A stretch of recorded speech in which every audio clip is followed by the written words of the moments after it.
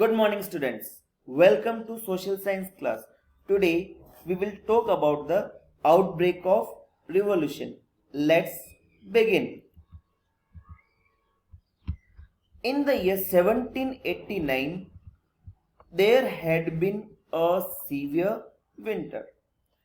This resulted in bad harvest and there was shortage of food. And whenever there is a shortage of food, the prices of the bread start rising.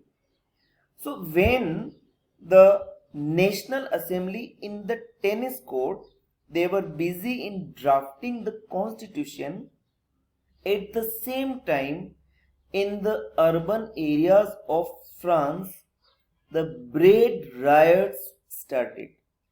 It means that the bakers started hoarding the supplies of food items in their godowns.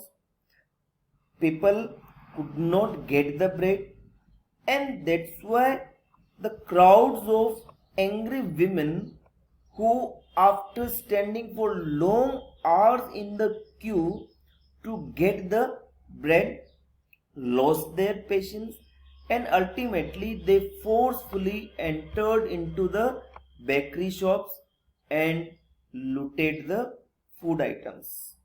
So there was total unrest in France. Then the king, in order to control the situation, he ordered the troops to move into Paris and control the people. But this movement proved to be a disaster for the king. The agitated crowd, the angry crowd, they gathered together and on 14 July 1789 they stormed and destroyed the Bastille. Now see, what was Bastille? Bastille was a fortress prison, and because this prison represented or was a symbol of the despotic power of the king, so people had lot of hatred towards it. So just to show their anger against the king, they destroyed this fortress prison. And in this way, the revolution begins on 14 July 1789. It is the most important date which you must learn. Now let's see what was the condition in the countryside, in the village area. There also a rumor spread. And what was the rumor? That the lords of Manor had hired the bands of brigands. Means the rumor was that the Manor, means there were some landlords who used to live in the countryside.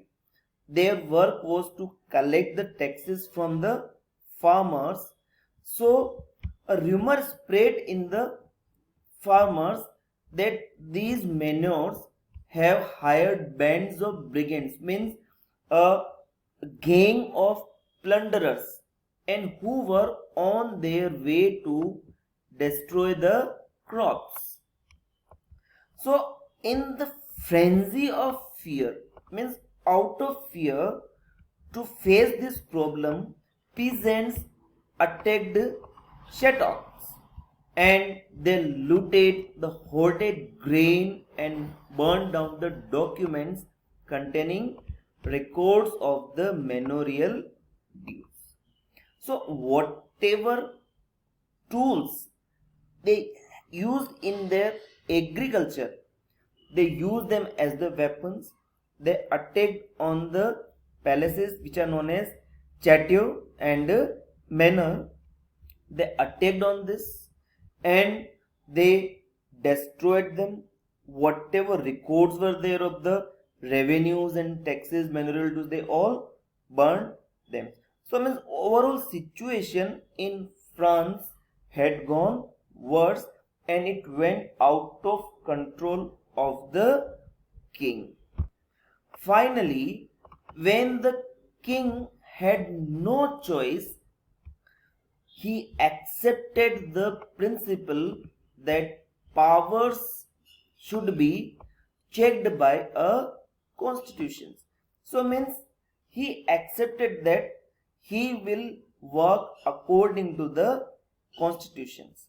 As a result, on 4th August 1789, the National Assembly passed a decree, means an order, that abolished, that finished all the feudal system of obligations and taxes. I mean the system in which only the third state had to pay taxes, this system came to an end. Tithes were also abolished. You know what was the tithe? Tithe was the 1/10 of the agricultural produce which was supposed to be given to the church in the form of taxes. So that tax also came to an end, and finally the National Assembly drafted the constitution in the year 1791. So in the year 1791, France becomes a constitutional monarchy. About this we will study in the next session. Today's session we end here only. Thank you and have a nice day.